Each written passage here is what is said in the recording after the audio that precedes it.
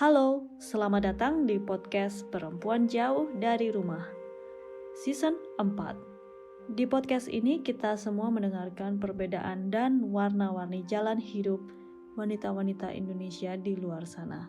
Episode pertama ini saya akan berbicara dengan Mbak Aini yang ada di Saint Louis. Selamat mendengarkan. Halo Mbak Aini, apa kabar? Halo Della, saya baik. Apa kabar? Baik-baik. Di sana lagi dingin juga ya di Saint Louis? Minggu lalu panas kayak summer, tapi hari ini mulai dingin lagi. Oh iya. Ya, Boleh diceritain dong Mbak Aini, ini aslinya mana kalau di saya Indonesia? asal Medan, Oh oke. tapi saya lahir di Tanjung Balai, terus kuliah di Medan, terakhir kerja di Jakarta. Iya. Oke. Terus gimana nih Mbak ceritanya kok bisa sampai di Saint Louis? Oh, saya married di sini. Saya menikah. Nikah ya? Iya, Itu kapan Mbak? Tahun berapa? tahun 2007 ya. Jadi kita kenal tahun 2005, Iya. terus setahun kemudian dapat cuti dia ke Jakarta. Kita langsung pre-wedding picture sama persiapan untuk minta visa tunangan, visa fiancé. Jadi tahun 2007 baru visa saya disetujui, baru saya berangkat ke Amerika. Dan dalam 3 bulan harus menikah. Oh karena itu visa tunangan gitu ya? Iya, Oke. Dalam 3 bulan harus harus menikah ya? menikah. Kalau nggak menikah batal. Terus visanya setelah itu berubah jadi apa? Setelah menikah kita harus apply lagi untuk green card. Oke. Apa sih Mbak yang paling disukai tentang tinggal di sana? Saya suka ininya ya, apa namanya, aman. Aman, oke. Kalau di Indonesia kan kita keluar rumah selalu takut dicopet, takut segala macam ya. Gitu ya? Di sini aman, khususnya di tempat saya ya, karena tempat saya itu agak di suburb di pinggiran kota, ya seperti di kampung lah kalau istilahnya di Indonesia. Jadi orang-orangnya juga lebih konservatif, ya lebih ramah dan lebih takut sama Tuhan gitu. Oke. Dibanding dengan Tapi kota bukannya besar. setauku kalau di Amerika di St. Louis juga termasuk banyak crime-nya ya? Iya di kotanya ya, di downtown-nya. Jadi kita di downtown itu memang kalau di tahun 1970-an itu sangat populer, bisnisnya juga banyak ya, karena itu di dekat Sungai Mississippi. Jadi itu bertetangga sama state lain, state Illinois, Chicago. Jadi itu tempat yang sangat ramai oleh bisnis. Tapi sejak tahun 1970-an itu mulai down, bisnisnya juga mulai berkurang. Jadi rumah sekarang juga banyak yang kosong. Jadi penduduknya pada pindah ke suburb gitu. Justru suburb yang harga rumahnya mahal dibandingkan dengan di downtown. Gitu ya? Ya, jadi downtown itu sekarang banyak rumah kosong dan juga banyak kriminal gitu. Terus ada lagi? Saya senang dengan cuacanya walaupun ekstrim ya. Waktu dingin sekali, waktu panas bisa lebih panas dari Indo. Tapi saya senang ya, kita orang Indonesia kan kalau lihat salju kan senang gitu lihat. Iya. Unik beda soalnya. Iya, unik lihat soal kalau waktu spring bunga-bunganya, warna pohonnya juga bagus-bagus. Waktu fall juga ya. Ya, waktu fall juga bagus gitu. Iya betul. Iya, saya juga suka sih. Iya. Kalau di Indonesia kan terus gitu aja ya. Sama, iya. Sama terus ya. Iya. Betul. Terus ada ciri khasnya nggak Saint Louis ini? Jadi ciri khasnya itu Saint Louis itu populer dengan sport group ya, Cardinal, dan itu baseball dan juga sport hockey itu blues. Blues, jadi itu sangat terkenal. Ya, kita juga terkenal dengan arch ya, monumen arch itu dibangun dari 2 sisi yang berbeda, terus ketemunya di tengah gitu. Jadi di itu tengah, betul-betul kayak pelangi gitu ya. Iya, jadi betul-betul teknologinya sudah canggih banget waktu itu, udah berapa puluh tahun deh itu dibangun. Itu dibangun dari dua Oke. sisi yang berbeda loh. Itu di dekat Sungai Mississippi di downtown itu dibangun. Jadi itu kalau orang lihat St. Louis Mm-mm. itu pasti lihat arch-nya gitu. Iya, iya, iya. Aku tadi sempat ngecek St. Louis, terus habis itu ada langsung keluar itu gambarnya ya. Iya, arch ya, monumen. Bangunan. Iya. Bukan bangunan ya, itu cuman art aja ya. Tapi itu bangunannya gede. Kita bisa naik ke atas kayak Monas. Oh, gitu. Jadi Oh, ya, bisa jadi naik ke kita atas. bisa naik pakai Oh, lift, naik ke atas. Jadi dari atas itu ada jendela, kita bisa lihat ke bawah. Jadi kita bisa lihat kota St. Louis semua. wow. Jadi waktu kita Kayaknya naik itu kebetulan Heeh. anginnya lagi kencang, jadi kita terasa gitu. Waktu kita takut Oh, juga wow. cepet-cepet turun. Iya. Berarti ini kegiatannya sering nggak ke downtown? Atau Enggak, jarang? Kalau di suburb jarang, aja gitu. jarang sekali. Jadi kalau kita ke Oh, downtown itu kalau betul-betul sangat perlu ya. Seperti kalau kita lagi ngurus surat-surat itu mesti ke downtown waktu kita ngurus visa, ngurus green iya. card itu harus ke downtown. Itu baru kita ke downtown. Selain itu sama suami nggak boleh karena Oh, itu nggak boleh. riskan. Kenapa? Bahaya. Bahaya Apa ya. namanya, kriminalnya itu lebih itu ya, lebih tinggi crime-nya. Jadi di Heeh. situ Iya. kita dengar setiap hari ada penembakan, bahkan polisi juga Iya, betul. ditembak gitu. Jadi sama suami saya nggak boleh. Yang lebih amannya ya. Iya. Terus soal pekerjaan apa nih Mbak kegiatannya? Atau kegiatan sehari-hari? Jadi saya sekarang ini fokus di online bisnis saya. Oke. Selain itu saya homeschooling anak saya. Jadi anak saya ya saya yang jadi teachernya. Oh, oke. Ya, selain itu saya juga ada pekerjaan part time. Jadi saya bekerja sebagai cleaning service. Jadi membersihkan rumah gitu. Jadi kita datang ke rumah customer kita membersihkan rumah.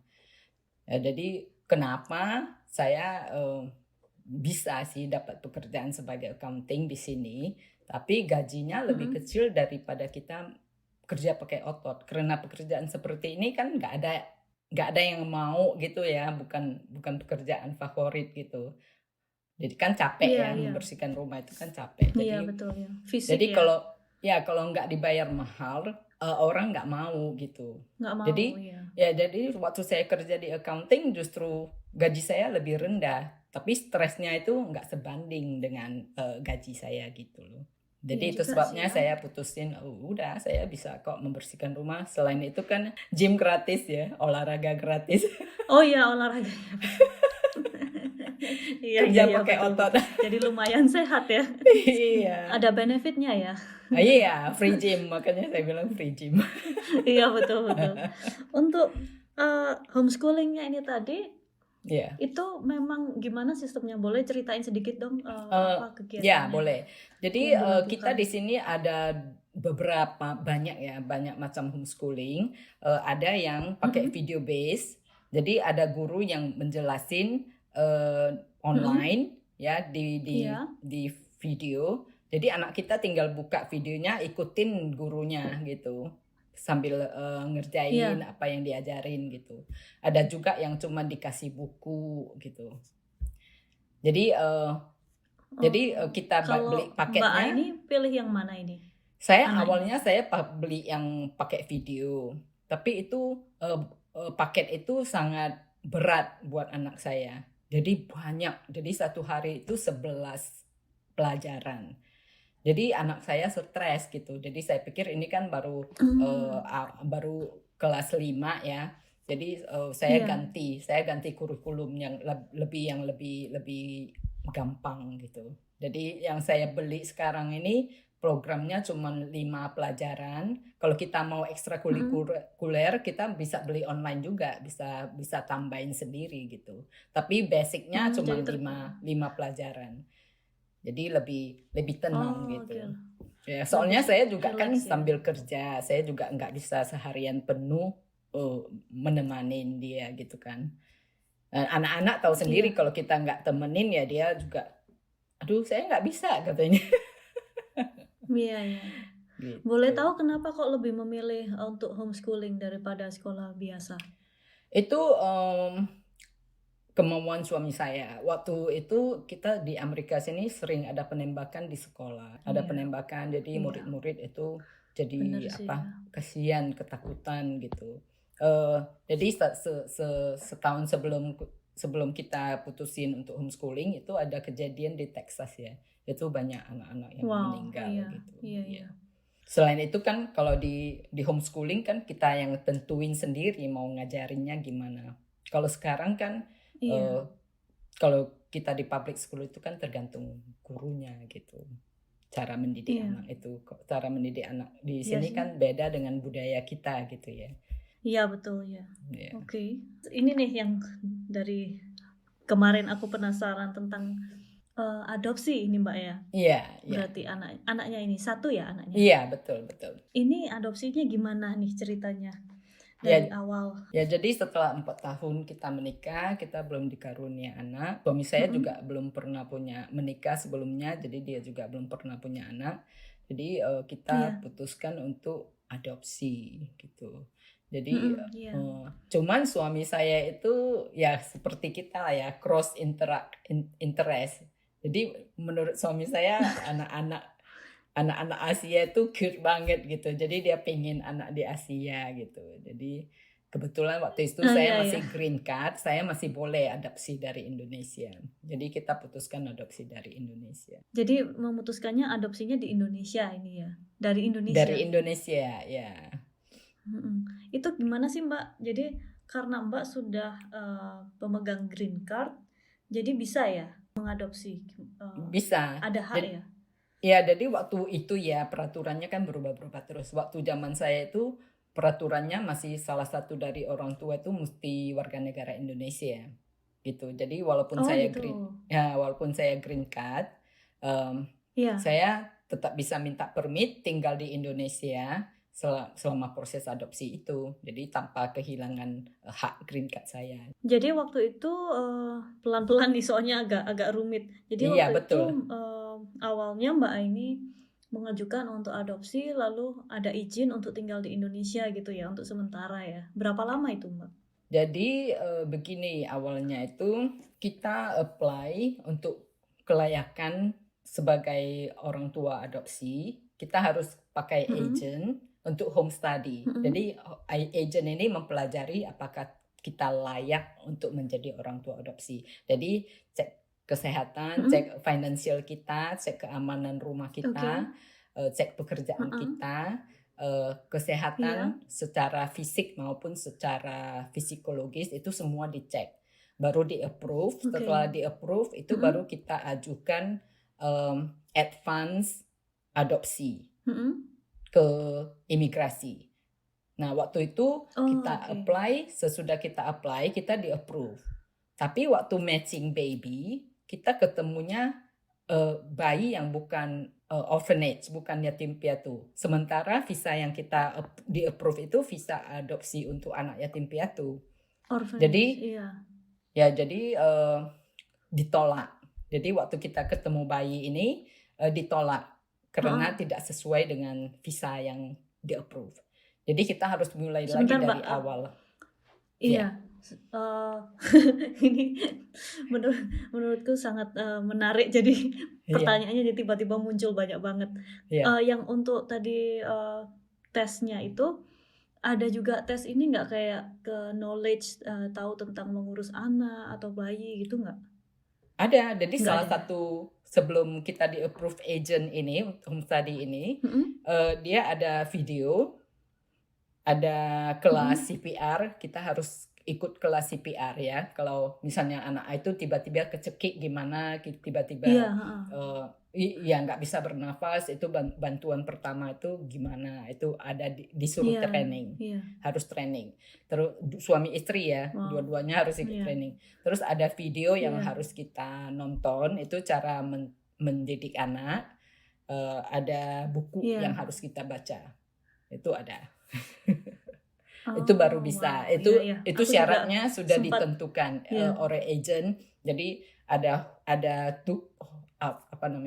homework homework yang harus kita Homework ya. lakukan harus kita lakukan sebelum di apply gitu.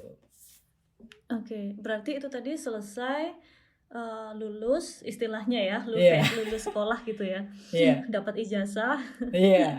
terus baru mengajukan ke imigrasi, betul ya? Ya, jadi dari home study yang sudah disetujui kita Imigrasinya apply. ini imigrasi Indonesia ya? Bukan, Sorry. Amerika, United States. Oh, oke. Bahwa kita layak Iya. untuk adopsi dari imigrasi. Kan nanti kita harus apply visa di Amerika gitu kan. Di Amerika ya. Iya.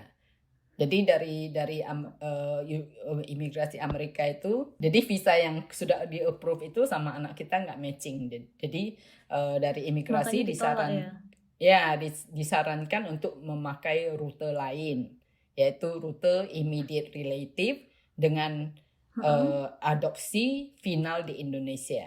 Artinya final di Indonesia itu dari A sampai Z itu semua final di Indonesia. Jadi berarti anak itu jadi adopsinya sudah, istilahnya di Indonesia gitu ya? Ya, jadi statusnya terus itu dibawa sudah ke Amerika. betul. Sudah ya, anak statusnya kita. Sudah anak. Sudah anak kita. Jadi immediate related itu anak, bukan lagi calon anak gitu. Jadi harus final di Indonesia.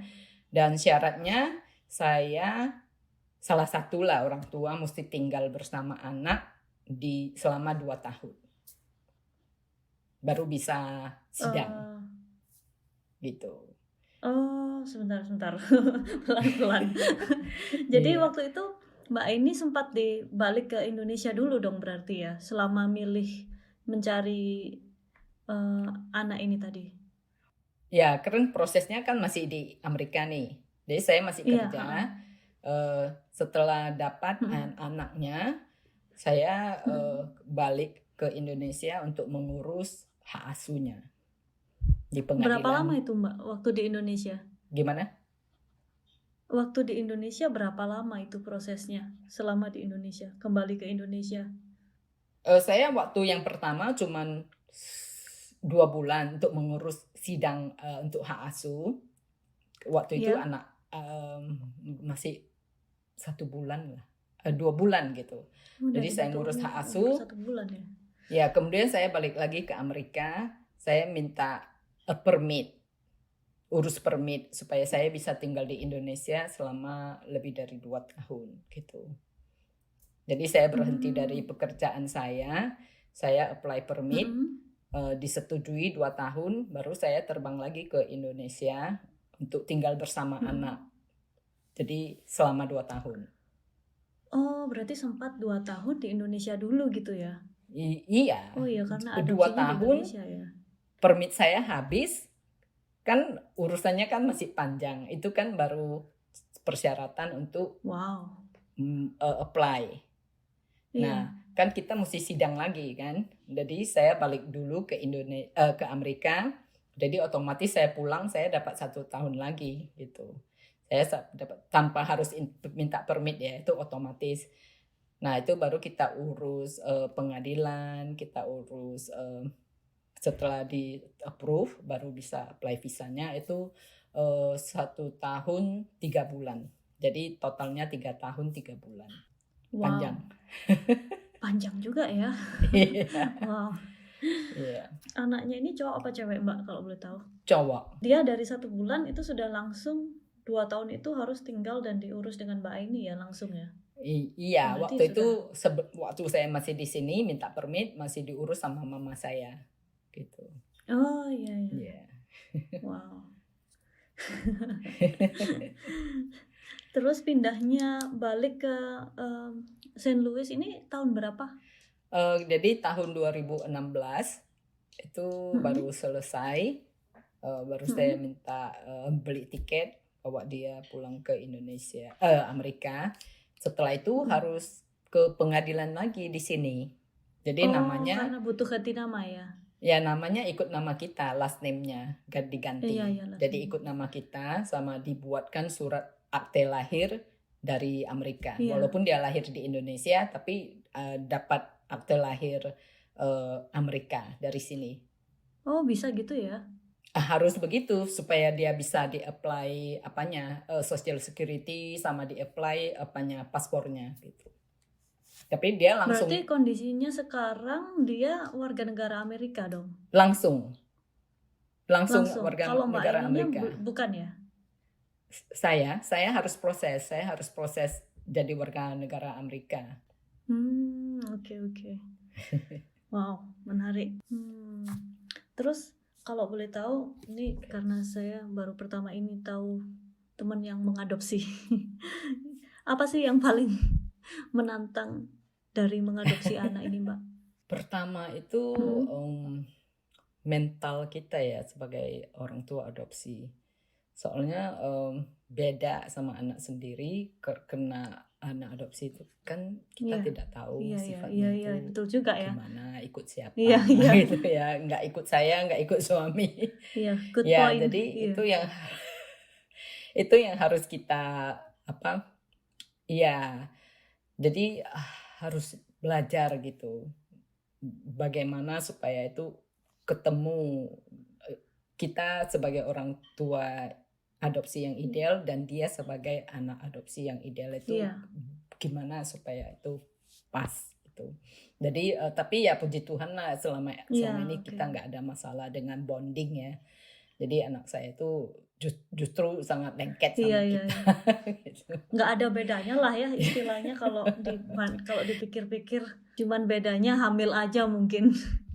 Iya, walaupun jadi walaupun dari sejak dia umur 4 tahun kita sudah kasih tahu.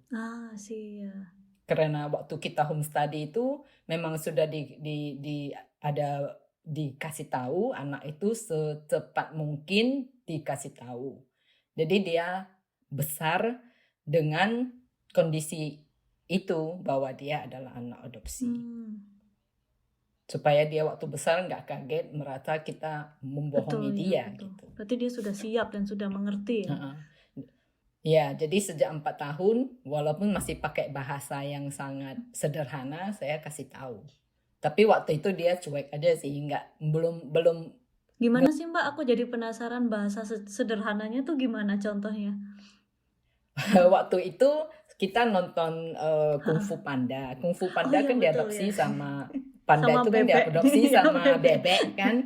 Iya, jadi dari cerita itu saya kasih tahu betul itu juga adopsi. Jadi seperti kamu juga kita adopsi waktu bayi gitu. Contoh yang benar itu.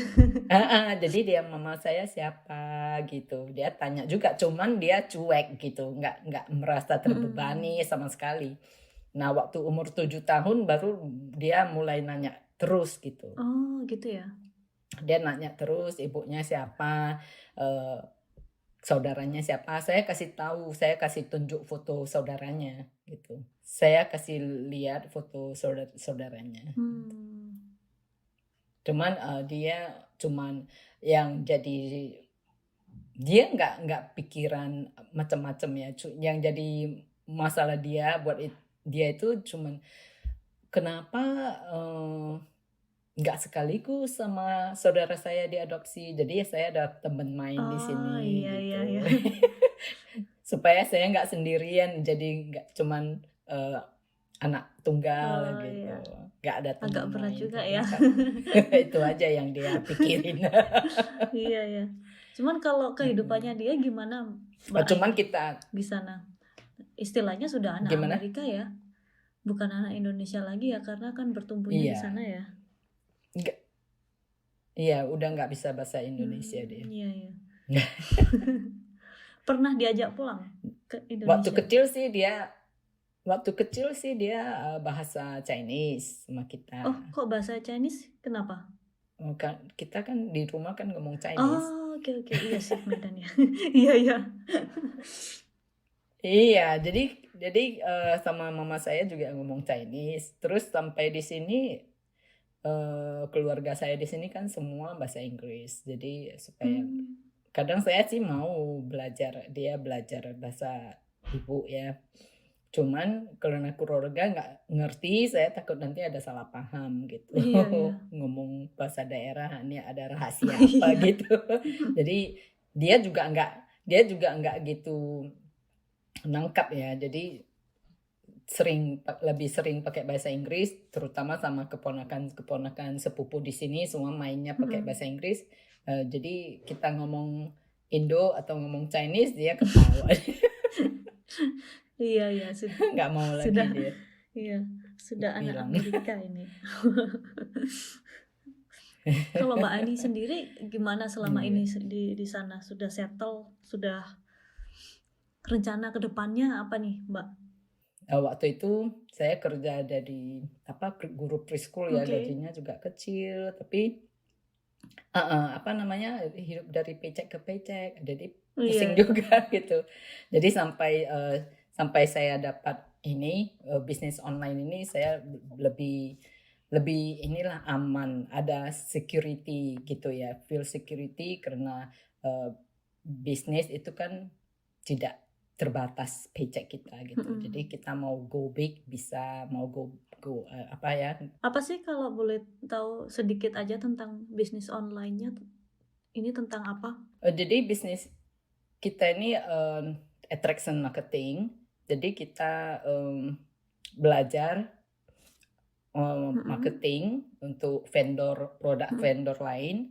Jadi nanti kita dapat komisi iya. gitu. Jadi kita juga sistemnya juga sistem teamwork gitu. Jadi saya senang sih karena banyak teman dari negara lain, dari walaupun kita nggak pernah kenal secara ini ya fisik ya, kita kenalnya di bisnis ini. Banyak teman kita di Singapura, di Australia, di Kanada gitu.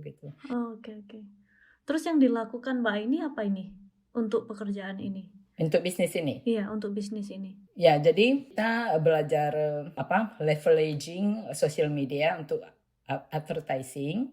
Dan nanti setelah itu ada yang join, kita mengajarin tim kita itu bagaimana melakukan hal yang sama. Jadi ada trainingnya, jadi kita bantu, kita support gitu. Jadi kita bantu mereka memulai bisnis mereka, menjalankan bisnis mereka itu sampai enggak ada batas waktu sampai mereka juga bisa mandiri gitu. Iya. Oke, ini kayaknya kalau mau dibahas jadi podcast kedua ini, Mbak. Kayaknya. Ya, jadi bisnis. Iya, tentang bisnis. Wow, berarti rencananya ke depannya nanti itu ya mau lebih fokus ke bisnis online-nya. Ya, Terus soalnya kalau untuk kita tinggal di Iya, kalau untuk tinggalnya berarti nanti rencananya selamanya ya di sana ya. Karena anak juga di sana. Oh iya. Gimana ini? Kita sudah settle. Sudah citizen di sini ya. Iya. Oke deh. Mbak, ini ada nggak pesan-pesan untuk perempuan-perempuan Indonesia di luar sana yang mendengarkan? Oh, ya ada. Jadi kita sebagai wanita, terutama yang tinggal jauh dari rumah, tinggal di luar negeri, ya kita harus mandiri gitu ya. Kita tidak bisa tergantung kepada siapapun karena keluarga kita jauh. Walaupun sama suami ya, kita tidak bisa bergantung kepada suami. Jadi mata saya terbuka waktu suami saya kehilangan pekerjaannya, terus dia jatuh sakit selama hampir setahun dia nggak kerja karena stres ya. Jadi jadi saya juga gimana ya kalau misalnya kita tergantung saja sama suami, padahal anak kita ada, semua biaya jalan terus. Jadi pesan saya itu kita jangan tergantung kepada siapapun, tetapi kita harus mandiri gitu ya. Karena istilahnya Mbak Aini yang setidaknya waktu suami sakit itu jadi yang menopang keluarga gitu ya istilahnya. Iya betul, tapi gaji kita dibandingkan sama suami kan kecil gitu ya. Jadi otomatis banyak biaya yang tidak bisa kita talangin gitu loh. Walaupun saya masih kerja waktu itu, tapi ya banyak pergumulan. Wow. Tapi sekarang sudah oke ya Mbak, sudah aman. Ya, puji Tuhan. Jadi kita ada new hope ya. Iya. Ada new hope, ada ini. Wow. Ada termotivasi lah untuk punya sesuatu yang bisa kita andalkan tanpa mengandalkan siapapun gitu. walaupun bukan cuma bisnis ini saja, tapi juga percaya diri ya, kita bahwa kita itu bisa tanpa harus tergantung kepada siapapun, lebih ini percaya diri. Oke. Ya. Saya ingat-ingat itu. Makasih buat sarannya, pesan-pesannya. sama-sama. Terima kasih sudah Iya. mampir di Perempuan Jauh dari Rumah, Mbak Aini. Sama-sama. Sampai ketemu lagi. Dah. Oke, bye. Terima kasih sudah mendengarkan Perempuan Jauh dari Rumah. Podcast ini diproduksi oleh D&D Creative, berlokasi di Belanda. Dengan saya Della Rusita. Nantikan episode-episode berikutnya. Sampai ketemu lagi.